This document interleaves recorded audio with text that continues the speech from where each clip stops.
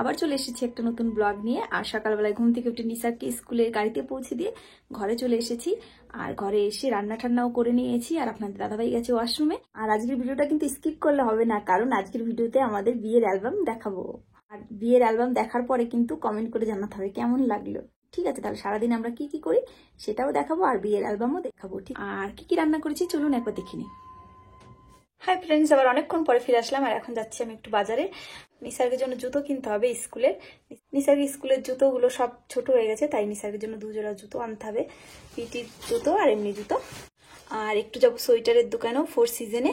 ওখানে থেকে আমার একটা সোয়েটার চেঞ্জ করতে হবে। একটা সোয়েটার কিনেছিলাম বাড়ি যাওয়ার আগে, সোয়েটারটা মানে একই রকম কালার হয়ে গেছে। এটা আসলে একজনের জন্য কিনে নিয়েছিলাম, কিন্তু সে এটা নেয়নি, অন্য একটা নিয়েছে, আমারটা নিয়ে নিয়েছে।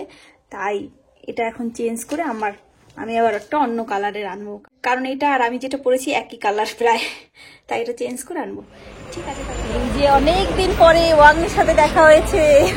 ইয়ারি ননদ মেরা দোস্ত ভি ননদ ভি না সব সব খুব ভালো লেগেছে দেখা হয়ে। তাড়াতাড়ি আমাদের ঘরে যাবে। হ্যাঁ ঠিক আছে, সবাই মিলে খুব ভালো লাগলো দেখা হয়ে। অনেকদিন পর আবার দার্জিলিং স্টেশনটা আপনাদের একটু চলুন দেখাই। আজকে রোদ আছে কিন্তু কিছুই দেখা যাচ্ছে না, এখনো এরকম বাজে ওয়েদার। আর আজকে অনেক লোকজন আছে, অনেক বিদেশিরাও এসেছে সব দার্জিলিং ঘুরতে। প্রচুর লোকজন, আর সবাই যে টয় ট্রেনে ছবি তুলছে ইঞ্জিনের। আমি এখন নিসার্গের জুতো কেনার জন্য বাটায় যাচ্ছিলাম, কিন্তু বাটার নিচেই দেখি সেল বসেছে। দেখুন কত কিছু, মাত্র 10 টাকা, 20 টাকা, 30 টাকা, 40 টাকা, অনেক রকমের দামে পাওয়া যাচ্ছিল। আর খুব সুন্দর সুন্দরও ছিল।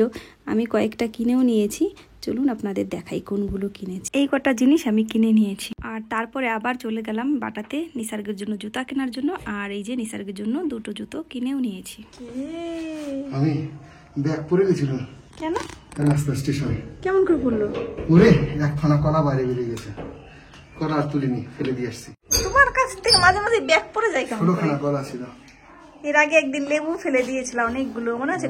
আপেল, লেবু, মোসাম্বি, তারপরে রাস্তা দিয়ে হাঁটার সময় এরও দিয়ে তাকাতে নেই, রাস্তা দিয়ে হাঁটার সময়। চলো চলো চলো, তাই তো, খালি রাস্তা দিয়ে হাঁটে আর কার দিকে তাকায় কি জানি। কোথায় যাও?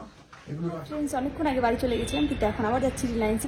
আপনার দাদাভাই কিনে নিয়ে এসেছে অনেকগুলো ভেটকি মাছ, আর ওই মাছ দিয়ে এখন বানাবে ফিশ ফিঙ্গার রাত্রে। তাই ময়দা আটা এগুলো নেই ঘরে, এগুলো আনার জন্য আমি এখন আবার যাচ্ছি রিলায়েন্সে। হাঁপিয়ে গেছি ওপরে উঠতে উঠতে। রিলায়েন্সে এসে আমি অনেক সবজি কিনে নিয়েছি আজকে। অনেকক্ষণ আগে রিলায়েন্স থেকে বাড়ি চলে এসেছি। আর আপনার দাদাভাই আবার একটু বাইরে গেছে, একটু বাজারে মাছ নিয়ে আসবে, কি মাছ আনবে জানি না, আনতে গেছে।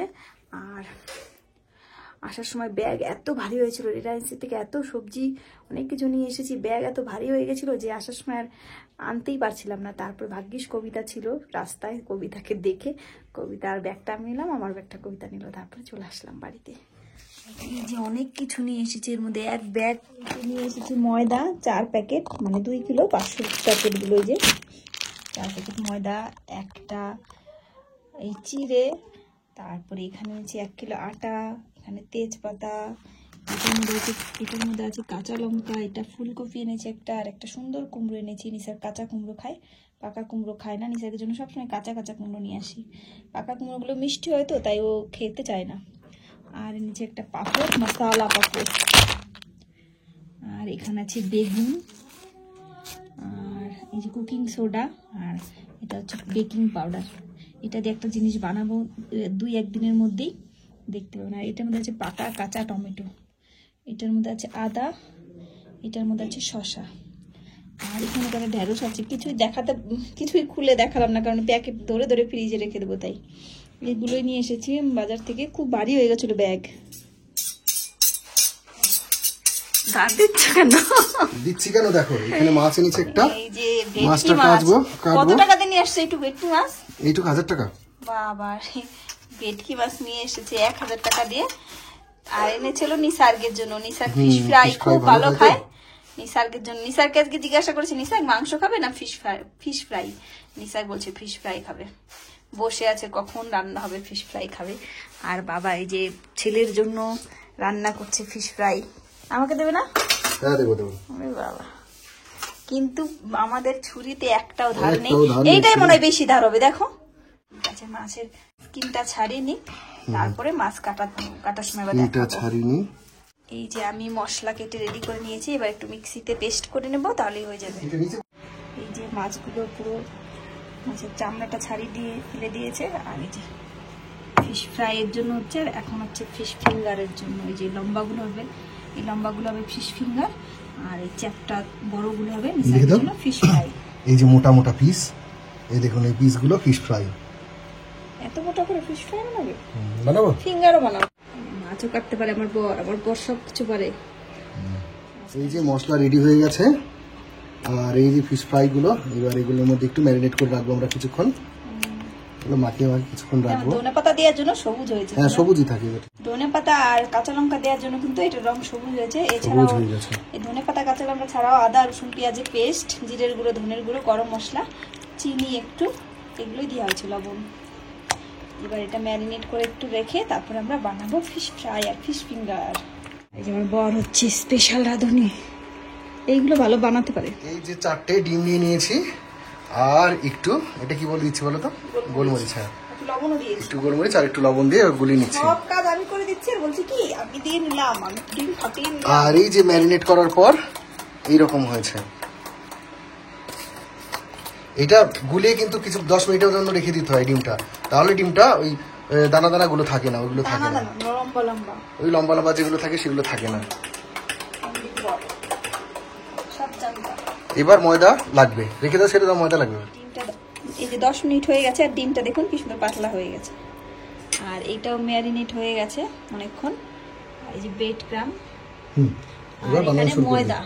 এবার আমার বর তাড়াতাড়ি কাজে ভেসে যাও, দেখি কেমন করে বানায়, একটা বানিয়ে দেখা। কি বানাবো, ফিশ ফ্রাই না ফিঙ্গার? যেটা ইচ্ছা বানাও। প্রথমে এই যে ময়দার মধ্যে একবার ডুবিয়ে নিলাম, এই যে হয়ে গেল তো, মাখিয়ে নিলাম। মাখিয়ে নিলাম।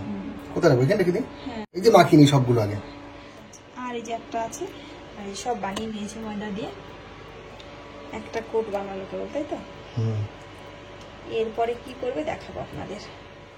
এই যে একটা আবার ময়দার মধ্যে মাখিয়ে নিল, দিলাম।